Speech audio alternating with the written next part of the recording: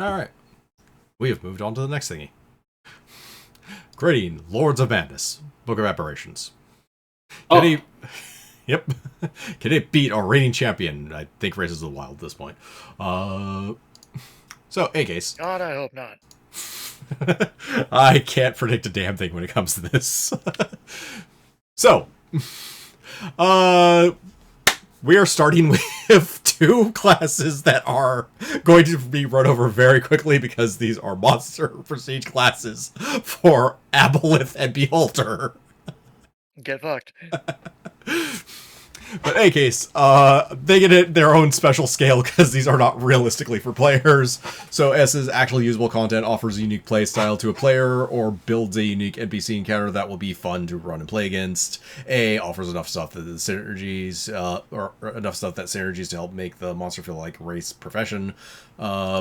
B does its job well enough to be worth the effort to scrounge through, but you're better off taking a few pieces and just adding them on rather than going through all the effort.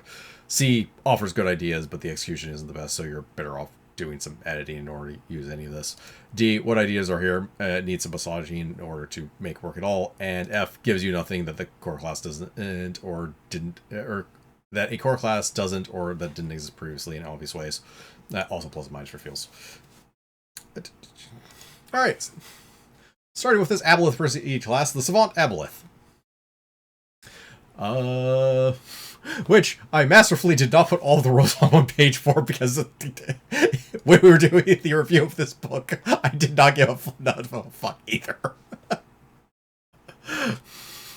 It knows what it did. Yeah. But yeah, to give a review, I think most of it is actually covered on this page anyways. So it's an Aboleth that wants a spellcasting class. Yep, it's an Aboleth that wants a spellcasting class. That is notably because they don't... Psychic Aboleth, or Psionic Aboleths are kind of an optional sub-thing. There is notes later that if you are actually using Psionics, you can modify this class to be basically Psionic. It doesn't change much of anything. But yeah, it is a full casting class for Aboleths, technically. Which Aboleths are not. Aboleths are not natively, or yeah, Aboleths don't have native levels in either casting classes or psionic classes regardless. They just, yeah. I think they have spell and psi-like ability, spell and or psi-like abilities, but yeah, that's not the same thing. So you do have to throw levels, you have to at least throw 5 spellcasting levels on top of it being an Aboleth. Let's see. And if I remember, this focuses a lot on the Aboleth glyphs. Also, there's ossification, which is congratulations, it has a higher AC. Enlarge enslave. Yeah, their enslave special attack doubles in range. I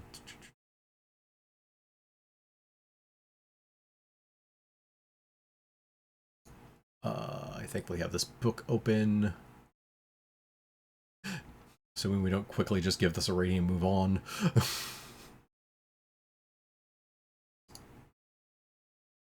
A rating of why are we here? Why are we here? Just to suffer. Exactly. Alright. Oh, okay. That is... I feel like rating you lower for that. So, Recruitant Memories is another paragraph and a half to say it adds, every time it comes up, you add 2 to Intelligence, Wisdom, or Charisma.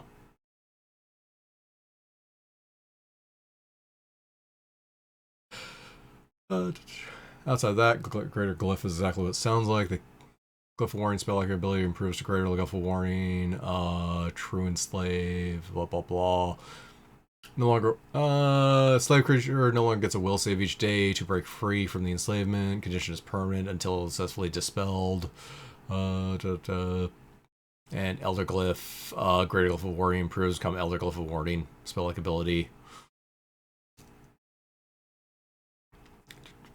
Yep, sure does glyphs, sure does stuff. This is, Sure does. Yep. Yeah, I think this is pretty much on the, Is D too generous here? Yeah, no, yeah. Yeah, D might be too generous here. This, It does have full Hey, casting progression. Dumb. yeah. As a class, it's fine. In the sense that Wizard is fine, and everything else is just, who cares? It doesn't add anything creative to this. That's my big issue. It's like, well, Fair. yeah. It's not like giving an aboleth anything it doesn't already frickin' do or can do, especially if you're a spellcasting aboleth. The best it does is like, here's some glyph of Makes warding you better spell at glyphs. abilities. Yeah. Well, no, it just gives you free glyphs to cast. Yeah, no, I think this one's just straight to the F. Alright, now this one is a lot... The Beholder one is a lot... the Beholder Mage is a lot more interesting. And again, I cut this one off, but this was actually a much more interesting concept. There's Beholder Mage. Alright. So yeah, as you can see, it outright comes with spellcasting. This, I believe... There's a picture of it. Yeah, can learn wizard spells. No upper limit of spells it can learn how. However, it casts the spells on the fly like a sorcerer. So it can literally memorize spells like a wizard from a scroll, but cast them like a sorcerer. Now, how that works is completely silly. Yeah, starting at first level, whenever a beholder gains the ability to cast a new level of spells, they must sacrifice the use of one of their eye rays from one of its 10 small eye stalks. From then on, the eye stalks cast spells of that level and is referred to as a spell stalk. At 10th level, all of its eye stalks are spell stalks. As with its rays, casting a spell from a spell stalk is a free action, although a single spell stalk can cast only one spell per round. The spell is technically considered a cast spell as opposed to the use of a spell-like ability, and thus the act of casting provokes normally, meta magic, etc. Spell cast from a spell stock otherwise resolves normally. Unlike the eye ray, it does not need to make a touch attack to successfully strike a target, etc. etc. In other words, this class actually replaces every single one of their eye stalks with a spell stock that casts spells of that specific level. So they will have a cantrip spell stock, a first level spell stock, a second level spell stock, etc. as they go up in levels.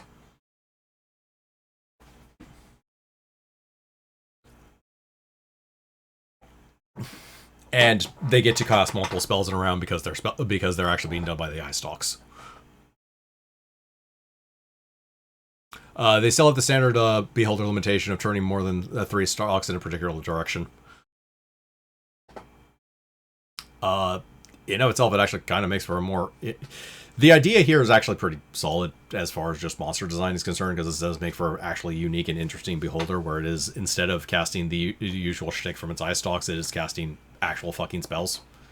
Which can ironically make for a weaker beholder if you want to actually specifically do that, rather than the standard issue. Yeah, we just disintegrated that guy and he's petrified, and various stuff like that. On the other hand, when your beholder starts casting like 9th, 8th, and 7th level spells all in the same round, you know. Really? But yeah, it actually allows for like scaling that a normal beholder monster does not normally have. So there's a decent amount of flexibility with that, because they know whatever fucking spells you want them to know. It's like I do actually like this from just a pure monster design standpoint, as it's a large amount of flexibility as an idea. And it doesn't marry a single effect to a single eye stalk. You can actually have the entire spell range. Yeah, I think it's fine. It can make a more interesting beholder. Yeah.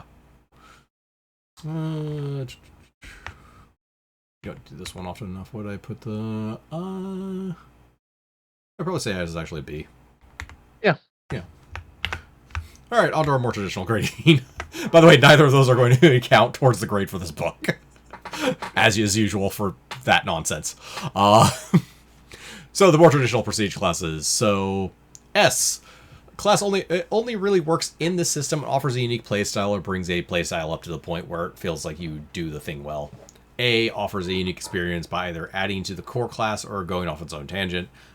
B has good ideas and executes on them well enough to make the class runnable, but has a few things that don't quite work. C is fine enough that you would run this class, but parts of it are subpar for no reason or does something interesting but more narrow than you'd wish. D has a couple of features, but has a good couple of features, but is littered with worthless junk. Or the class has plenty to offer, but the designer forgot that D&D is a combat-oriented game that happens to have non-combat parts and will make you feel useless in combat encounter. F is worse than taking levels in core classes that do the same things. And finally, plus and minus is wiggle room for fails. All right. An Abolisher. Let's see. Divine Caster loses level. Favorite enemy aberrations. And more favorite enemy aberrations. Continues wild. Yeah, has that wild empathy.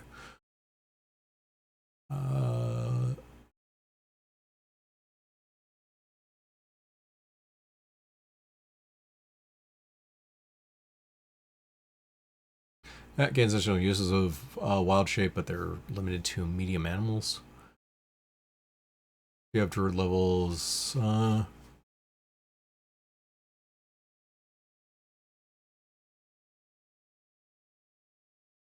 Okay, so you're locked at whatever your druid level or your druid was effectively for size and type.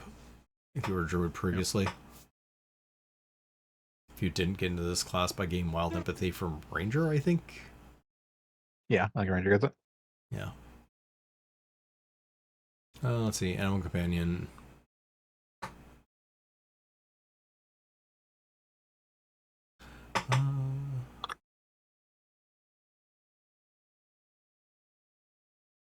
Minor bonus saves versus aberrations. Comes your charisma bonus when you wild shape or take out a form. Yeah. Which is good versus specifically aberrations. Bonuses 2 and 4 spell resistance against aberrations. Yeah.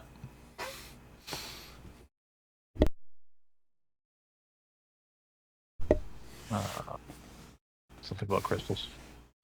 Let's see.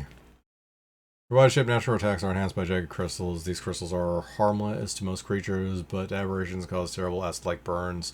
Aberrations stuck with one of these natural crystals must make a fortitude save, 10 plus level plus charisma, or become sickened for 1 minute.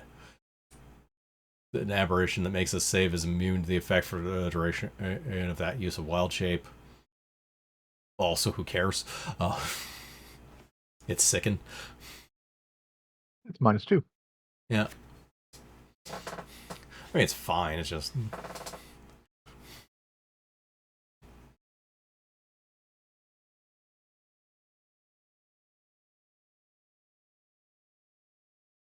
let's see. Infected aberration must make a fortitude save. Right. Wave of nature's purity. At 20-foot radius. Vapor does not obscure. Does not obscure vision. Is cool and refreshing. Yeah. Okay.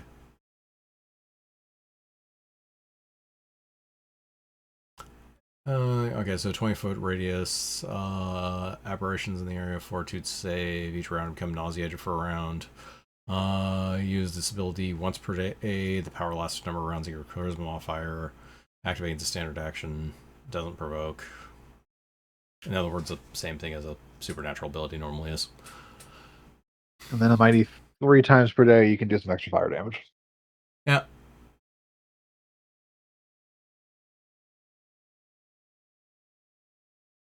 Yeah, either when you hit something with hit an aberration with a natural attack, or when an aberration hits you with a weapon. Yep. As a heads up, I'm going to be dipping out early. Okay. Yep, talk to you later. Starting to feel exhaustion. Yeah. I will talk to you guys later. Yep. I'm good. Okay. Okay, so what I heard is aberration, aberration, aberration, and aberration. I mean, it's in the aberration book. What do you want? Yeah. Let's see. It loses 2 spellcasting levels. I'm not even sure if this is worth it in an aberration campaign because, like, you lose wild shape or you lose progression on that. More of it's like there are classes that do the focus into one thing really well, like Knight of the Chalice and beating up demons. Yeah. This not as much. No, because all of them are like And, limited use abilities, and the effects are like Waves of Nature's Purity is okay, except this is like a once per day, and they can just walk out of the 20-foot radius. it's a much tighter niche than something like Evil Outsider. Yeah, that being the other issue, it is a tighter niche, but like even in the Pocket campaign, it's like, yeah, I guess it functions, but I'm not even sure if it functions better than just being a straight druid. Because you do lose like 2 levels of casting, and you lose your bigger shapes. You still get the same HP progression for wild shape, but you stop gaining larger monsters or larger animals to turn into. And like realistically, since you're also getting the favorite enemy stuff against it, you want to be actively fighting them in melee combat of some sort, Yeah. not just casting spells. So, I mean, maybe if you went into this from Ranger, because Ranger should be able to go into it because they get wild empathy. Yeah, Rangers should be able to qualify, but I don't. Oh. But if you really want to focus on fighting aberrations as Ranger, you could just stay Ranger and take favorite enemy of aberration. You get more of it here. You don't care much about the spellcasting loss. No, you don't really care about 2 levels of spellcasting loss. Their spells are good at this point, but the 2 levels is not going to kill you. And you also gain. That's the other thing, like Fires of Nature's Rage and Crystals of Nature's Wrath, those abilities are also based on making natural attacks. The arbors are based on wild shaping, and you're only wild shaping based on the hit dice. A number of hit dice equal to your level in Abolisher, and only Abolisher. Yeah. So that's painful too. Also, it doesn't mean attack bonus, but that's less of an issue. I think you still honestly get more out of the class features of Ranger because you still also get more 2-weapon fighting or ranged weapon feats. Yeah. Yeah. With that, I mean, if you're doing Ranger, you're gonna take like 10 levels of this, 10 levels of Ranger. Do they still get bonus feats that late? I don't remember when all the bonus feats come in Ranger. That's a good question, actually.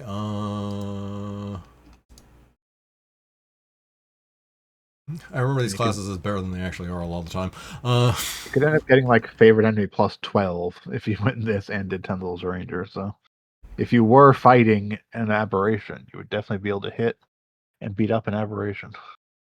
Combat style mastery is level 11. That's their last one, it looks like. So there's that.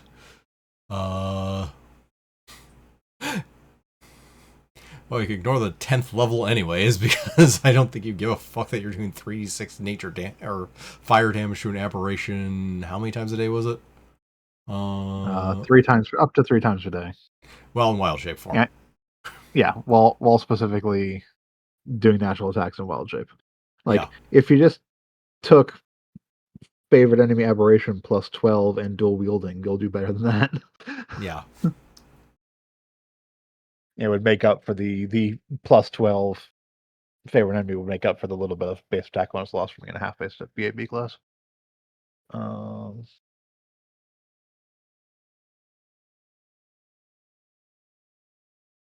Yeah, I just don't. Even then, it's still not good.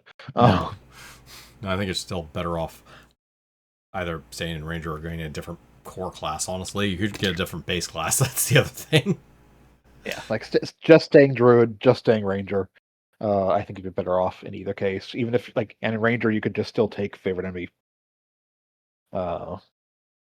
aberration and be pretty much just as good. So yeah. D minus. Yeah. Like it's not F, it's functional, but it's functional. It just doesn't do its own shtick very well.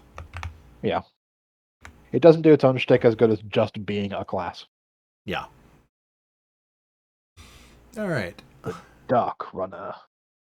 Dark Runner, one of our many let's show 2 words together classes. Spacers are very much optional when they name classes.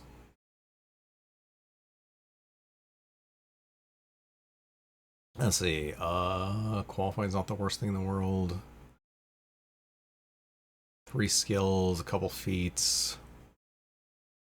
Dark vision. The special paragraph. Tend to wave hands at. They somehow managed to fucking spread this over 3 fucking pages.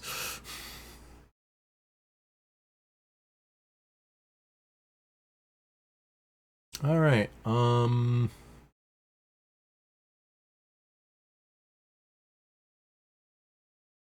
Aberration Lore, which does not scale, is a +2 to attack rolls. I think that's versus Aberration, so I think that's the...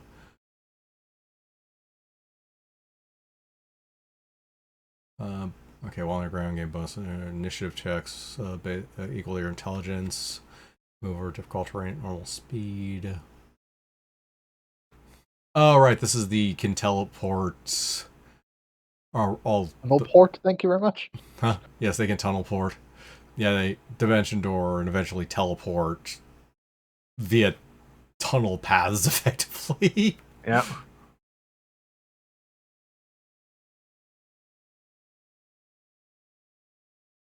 Tremor sense 30 feet at 4th level.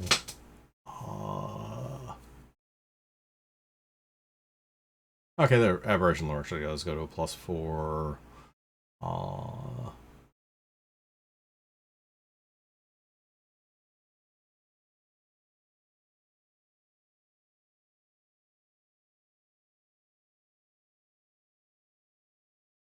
So anyone who's doing layouts for books, if you want to do art, please do not fucking do this text wrap bullshit.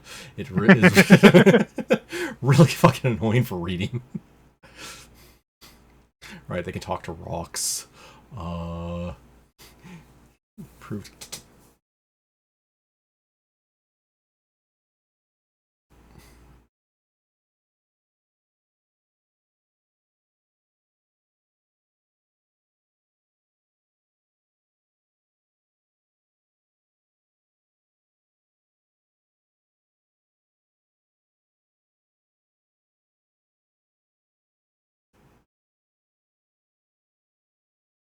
Why is tunnel port such a shit ability?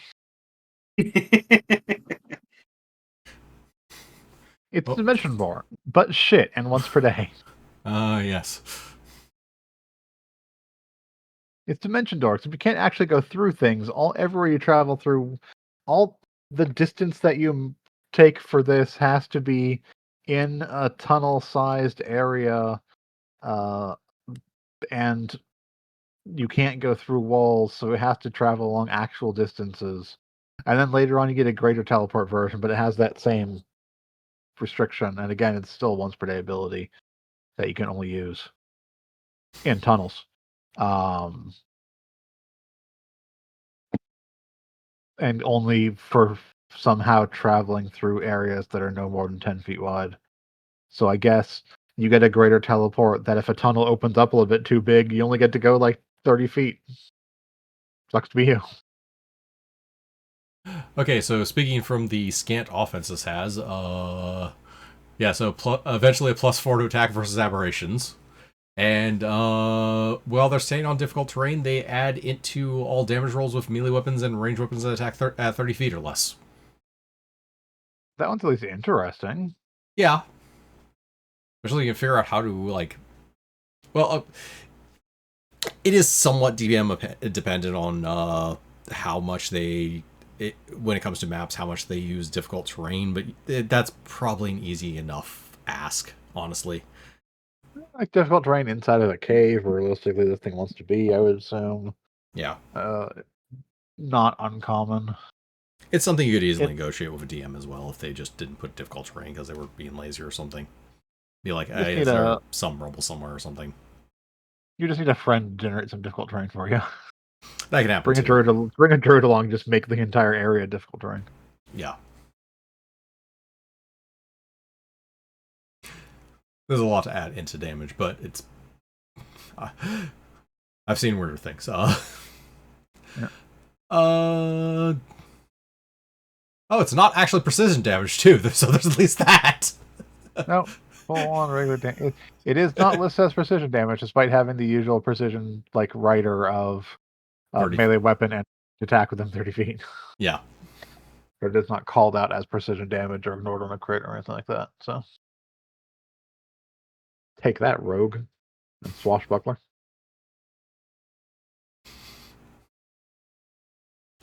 Yeah, that aside, Swashbuckler is a quicker way of just heading into damage for the most part.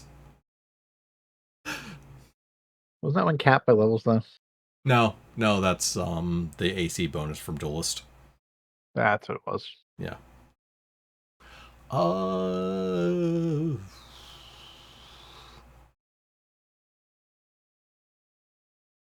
don't It's know. not a good class. No, it's not a good class. I'm just wondering, does this even get out of D? I don't think And so. using 2 of its levels for tunnel port offends me.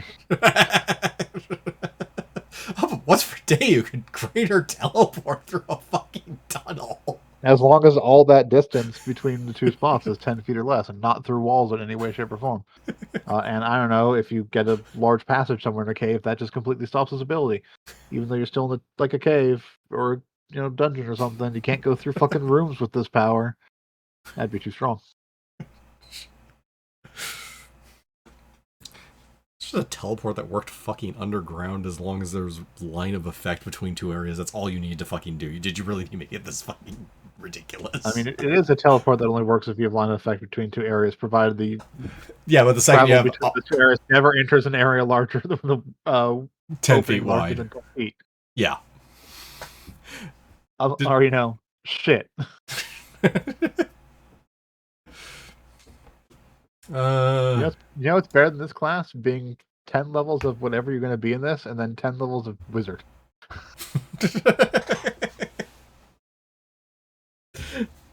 Yeah, no. Then you can just take a real dimension door or a real teleport. Yeah, that's even the worst part of that one.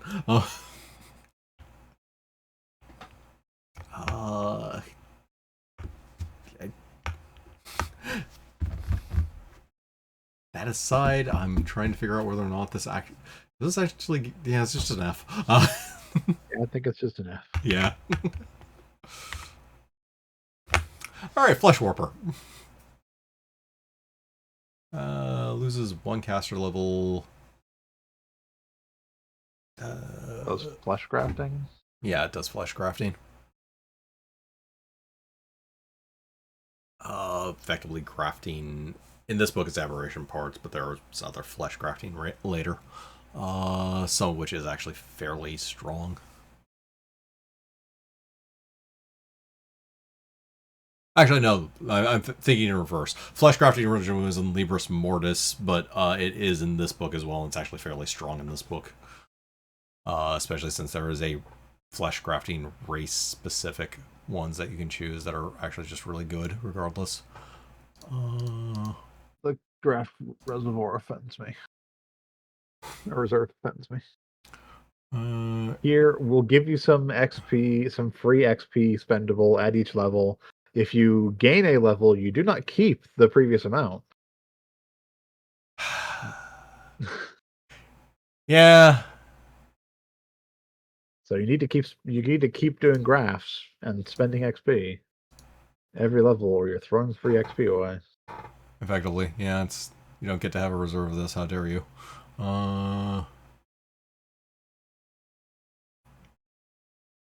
Okay, yeah, it was Aboleth grafts, Illithid grafts, and Scythilar grafts. That one. That's the one you're actually taking realistically.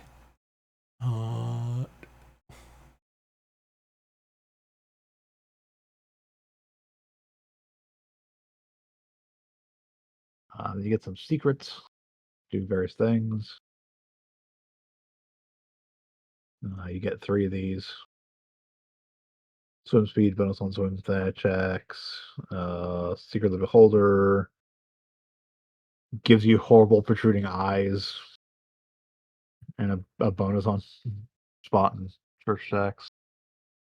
Bonus on initiative and reflex saves. Immunity to Sonic. Yay. It's an energy immunity, but it's very niche. Yeah.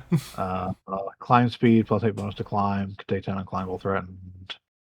25% crit resistance and snake attack resistance technically. Plus 4 bonus on mind affecting spells and abilities is perfectly fine. Yeah. Immunity to disease, and finally a +2 racial bonus to your natural armor. Hold on, this class is broken. It has a new armor bonus. We all know how expensive 2 natural armor is supposed to be. Usually an entire level adjustment on its own. Get graft feats for free. You can graft faster. And eventually you become an aberration, get dark vision, and a +2 con. Alright, so realistically, you lose level 4. Your familiar becomes weirder. Your familiar becomes weird. 3 trinkety bonuses. And then I guess a small amount of XP back on crafting graphs. I don't know, 4 to initiative, 4 to mind affecting spells, and 2 to, I guess, 2 natural armor isn't the worst thing in the world. Yeah, no, the 3 Trojan trinkety things are cute. Like the 3 Trojan secrets are perfectly fine. Yeah. It's everything else in this class that is who cares. Basically, yeah. You can get use out of the grafting. That's experience in the sense that it just becomes a discount on graphs. And your mileage will make vary. graphs every single level. Yeah.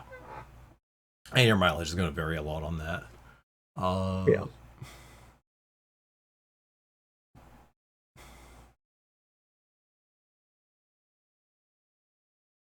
You know, everyone wants an illithid face. Graft an illithid face onto me. And graft an illithid face onto your... Actually, also take feats to gain an illithid face. Oh my. I mean, the trinket abilities are cute. It only loses 1 level, so it's effectively like a wizard plus. If you're actually going to use graphs, I guess it's okay. B.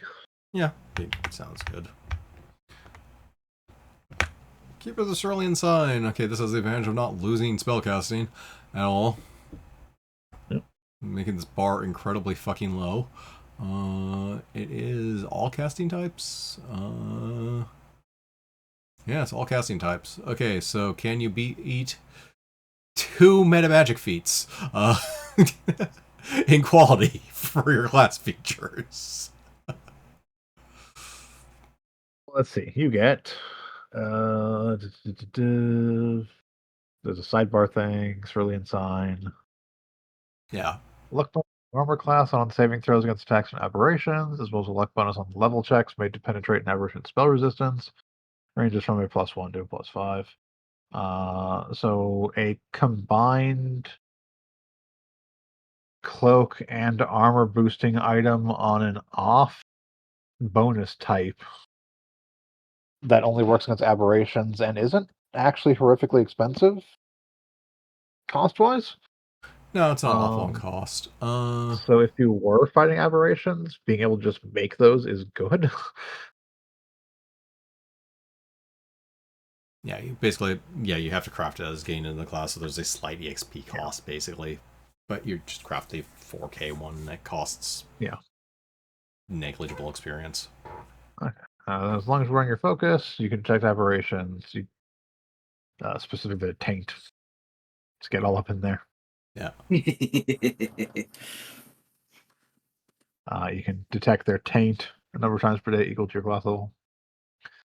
Then you get some Bane magic. This works like the aberration Bane magic feat. Except one's pretty... Yeah. There, you triple the bonus. You get 3d66 instead of 2d6. And the save DC increases by 6 instead of 2. Yeah, so the Aberration Bane Magic feat, which notably was changed later to just be the Bane Magic feat. Just lets you pick the type, basically. When you cast a spell, it deals damage to an aberration, deal an extra 2d6. This isn't a magic feat, it just does it to every spell you cast. Single spell can never gain this extra damage more than once per casting. But yeah, a fireball will deal extra damage to all aberrations in the area effects, but if you're casting like magic missile or scorching ray, it's only going to apply to one of them. One of them, yeah. Scrolls scribed by you do not gain the benefit of aberration bane magic. If spell allows a saving throw, DC of the saving throw increases by 2. Additional damage dealt by the spell is either halved on a successful saving throw or negated entirely, depending on how the regular spell works. It works like the spell works, basically, for the extra damage. But yeah, it basically increases the DC by 2 and adds 2d6 damage versus that specific type of monster. Yeah, Aberration or in this case, aberrations 6 to these DC and 6 to the dice to damage. Yeah. For the greater bane magic, you get like 5 use those a day. That's fine. Yeah. Standard action, area to spell magic that affects all spells and effects of the illusion school that were originally cast by an aberration or aberration cultist in the 30-foot burst. Additionally, any aberration or aberration cultist in the area must make a fortitude save or take some charisma damage. Whatever. You can ward a portal.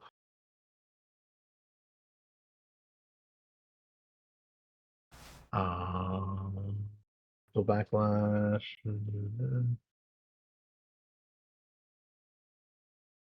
Make a saving throw against a mind effect spell or spell like ability directed at you by an aberration.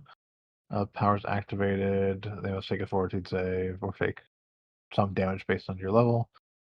And become nauseated for 4 rounds. Nauseate is a good effect to get. Yes. And finally, cleanse aberration. Once per day, point at that dude. He makes a fortitude save or dies. Yep. And also, if he does die, this heals you. The number of hit points it had when it died, which is probably enough to heal you full, honestly. If it wasn't refusing this ability, anyways. Right, so this class does, let me check, Sweet Glorious Nothing if there are no aberrations. Correct, it's an aberration-focused class, but otherwise it is a magic plus. Yeah. Or a wizard class. Yeah, it is. Okay, so actually, God, that might actually be worth the 2 feats. It has 6+ int skills. It does have 6+ int skills and a big pile of skills. Craft Wonders item wizards can get for free. Yeah. Aberration Bane magic is HP cost, so it'll be Aberration Bane magic. Yeah. That's I assume you're not going to go into this class if you're not going to be fighting abominations, though. Yeah, I'm assuming you're going to fight aberrations, which means taking that would be fine. Yeah, even assuming it's like a campaign where aberrations are going to be showing up, even when they don't show up, you're perfectly useful because you're still a full level caster. You're still a full level wizard, and then if aberrations do show up, you're just going to rock their world. I think it's just a B. Yeah. All right, Sanctified Mind. Hybrid. Divine Manifester. Iron Will, proficiency with all martial weapons. Just have a power reserve at least one, obviously. Well, you strictly speaking don't need You actually don't need divine casting at all. You don't need either casting. You need a PowerPoint. Yeah, you need a PowerPoint. But you can get that from class or races. Yeah. I mean, you're going to lose out on the manifesting or spellcasting bonuses if you don't take one. So you're going to be one or the other, but you can just be a divine character and do a race that starts with PowerPoint, or you can just be a manifester and not worry about the divine portion of it, I would assume. Yeah. Yeah, either one. You either be a naturally psionic race. You could also take wild talent in order to have PowerPoints. This is a 6th level class? This is a 6th level class. That's just weird. Yeah. At least 6 is a good level to end on, so it means your every saving increments to that level. Yeah, that is true. And it has a full base attack bonus, so the base attack bonus doesn't care. Yeah. Okay, what do they actually get besides variant or 2 different spell or progression options? Yeah, they technically lose a level, but they let's see. Partition Mind, immediate action, choose Partition Mind. Even if days are stunned, when your mind is partitioned, you can choose to be slow instead of suffering the effects of mind affecting spell or ability. Attacks with a duration, for example, hold person, deep slumber spell, or the slumber effects of Mind Slayer's Mind Blast are only held in advance. If the duration of your partition mind expires before the effects expire is still operative, then you suffer the normal effects instead. So you can basically turn some bad effects into slowed instead of slowing you instead of taking you out of a fight. You can do a number of times per day equal to your charisma modifier, so it's class level plus charisma modifier, so you get a decent chunk of uses of that. As a defensive ability, cleansing strike. You can spend your psionic focus to smite a psionic using creature. 1 melee attack. Deal your wisdom bonuses attack roll and an extra d6 points of damage per class level.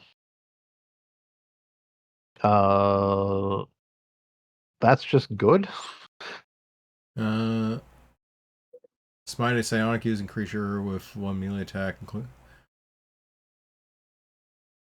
You add your wisdom bonus to the attack roll, and you add a d6 per class level. Yeah. It's just uses your psionic focus. A thing, just get back. Yeah, but the targets are extremely limited. It's psionic using creature. It is a psionic using creature. It's like aboleth and stuff. Yeah. Find a way to make someone a psionic so you can hit them. Here, have this cup of PowerPoint. Oh, it's delicious. Ow, my brain. Not because I got your PowerPoint, because you hit me in the head. Disrupting blow against a psionic creature in melee combat. Hit someone, make a save, lose access to psionic or psionic abilities for d4 rounds. You eventually get 2 uses of this, so that one's very much whatever. Yeah. Hard to hold. Rigor free from deadly tentacles. And this is aberrations. You guys can just say aberrations. You don't have to say, yes, dangerous aberrations. Or aboleth, sorry. Well, that's just you get a bonus for your class level onto grapple checks. And eventually get a useless spell power resistance because it's only 5 plus your character level. Yeah. At least it's character level. And not class level. Yeah, and power but it's only plus 5. It's only plus 5, so its chance of succeeding is non-existent against bosses and maybe every once in a while against a mook. I mean, I like cleansing strike if you knew you were fighting psionic people, because that's just a good ability. Partition mind is cute, but otherwise there's not really much going on here. At least partition mind works against any mind affecting spell or ability, not just aberrations. Yeah, it does work. Yeah, that is actually the thing about this one. This one is actually more generally built, except for cleansing strike, which no. Cleansing strike is anti-aberration. Disrupting blow is anti-psychic thing. Cleansing strike, disrupting blow, and hard to hold. Well, they're all anti-psychic. I guess hard to hold works against anyone, but hard to hold works versus anything that grapples, and that goes well beyond the purview of even aberrations or psionics. Yeah. It's at best a +6 bonus because it's only a 6th level class, though. Yes. Power resistance is basically useless. It exists, but it's not going to do much. And then disrupting blow and cleansing strike do have to go into creatures with psi-like powers. Partition mind's fine. I mean, I can almost see if you were just like a fighter who happened to have the requirements going to this, doing like a 1-level dip just for partition mind, because you don't care about the spell casting at all. But it is notable that you also need proficiency with all martial weapons, which does not come naturally on any full progression psionic classes. It does come on Psychic Warrior, but which doesn't normally have a full base attack bonus. So yeah, I don't know. It's a weird class. I like the non-psychic. Like, if you knew you were fighting things with psychic abilities, I like just the use of focus to get, stat plus 66 damage. That's just cute. Just like move action to get your focus back whenever you need to. The problem with that is like there just aren't that. It's like psychic the niche that it has to fit into is tight unless you're actually doing like a psionics focus campaign. Yeah. If you're doing a psionics focus campaign, this is perfectly fine. Yeah. But as the DM has made basically a special organization full of NPCs that have psionics or we're literally doing straight up like aboleths and mind flayers and nothing fucking else practically. I mean, your DM could run a campaign where psionics is the focus. There isn't like regular magic. Every caster has to be a psionic, in which case this would work fine. Yeah. But it's like it needs a campaign that's focused around it to work. Although I do like that the effectively defensive ability inside of it is the 2 defensive abilities are not linked to psionics. So you could do like a 1-level dip for a decent defensive ability, Yeah. provided you were one of the races that had a PowerPoint. And there's plenty of decent races at PowerPoint, so. Yeah. But just based on the limited usefulness of it, it'd probably be like high D, like a D plus maybe. Yeah, I think Maybe that's like about a right. like a C minus. Yeah. Does this reach a C? And yeah, I'll be generous and say this reaches like a C minus. Yeah. Yeah. All right. Topaz Guardian. All right. Well, this one's an uphill battle. Already just looking at the freaking. Well, it loses 2 casting levels. Has full base attack bonus, so I think this is more. Okay, yeah, this is 2 more base attack martial bonus, base. 2 good saves. Yeah, this is more martial and bend. So Will save +3 or be a paladin. basically, yeah. Be a B5. I think they want you to be a paladin. Yeah. Yeah, Give we it Topaz Diadem. Yeah. What the hell does this actually do? It's over here on the 3rd page. +1 sacred bonus to AC, and +1 sacred bonus on saving throws against attacks made by evil. Oh, just evil creatures. Okay, good. Yeah. Uncommon bonus type versus evil creatures. Yeah. Also blocks any attempt to possess the wearer or exert mind control. It's a protection against evil item. Yes. With all protection against evil stuff on top of it. It starts at +1. Eventually, it becomes a +2, then a +3 at level 5. That's already just a good ability. If you ever lose it, you get a new one for $6,000. Smite Aberration twice per day. 2 damage per Topaz Guardian class level. because it's a 5-level class. Yeah. Smite increase is not an aberration. That hard, and you also get hard to hold. Yes. +5 versus grapple. I mean, you're only losing 2 levels, and it's 2 paladin levels. Sure, do it. Yeah. Topaz Diadem itself is a good ability. It is.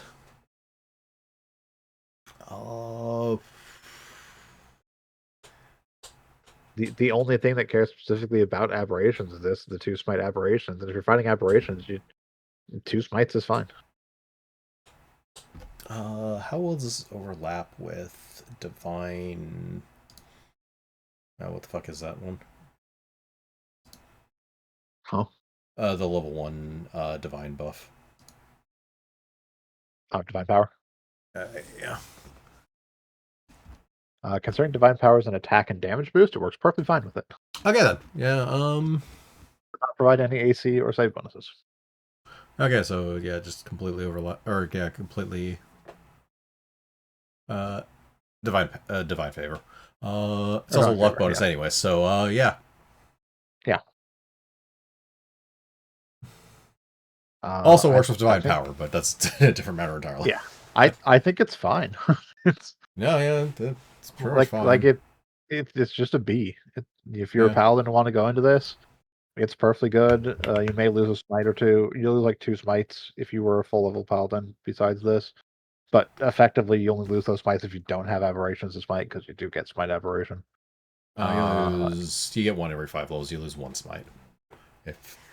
Oh, that's true. You lose 1. You lose 1. You trade 1 smite out for 2 limited smites against aberration, or 2 smites that only work against aberration, but just a permanent +3 AC and save bonus against evil things, and also can't be mind controlled for losing 2 spell levels, and a better anti-grapple thing. Those don't care about what's being used against you. Yeah, I think B. B is fine. Yeah. All right. No complaint there. So in summary, this book, not amazing. Unsurprisingly. Yeah, that's not Sandstorm. That's a spared Sandstorm thing. Forgot to change that name.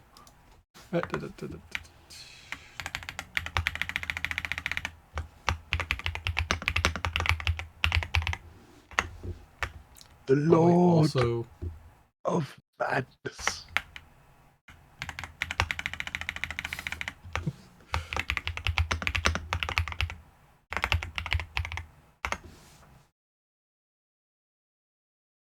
Puts it right above the DMG. right above it. Yeah. It's been a while since we've gone below 2. And even then, Yeah. just barely on this one. I mean, this one does have a lot of niche classes. It does have a lot of niche classes. This one is very focused on aberrations, which makes sense, considering the book, but does not help its case.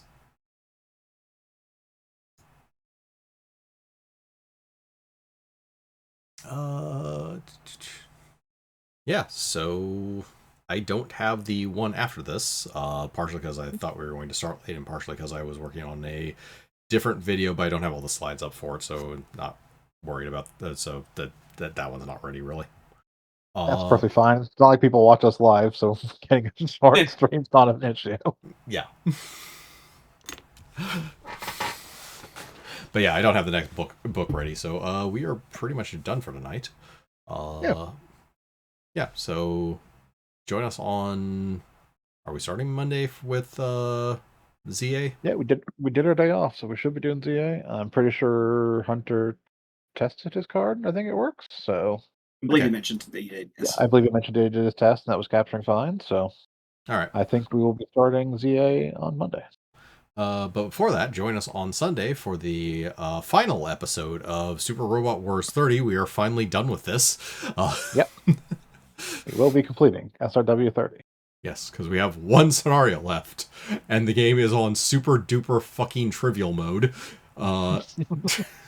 Because it puts itself on that mode when you get to the end game.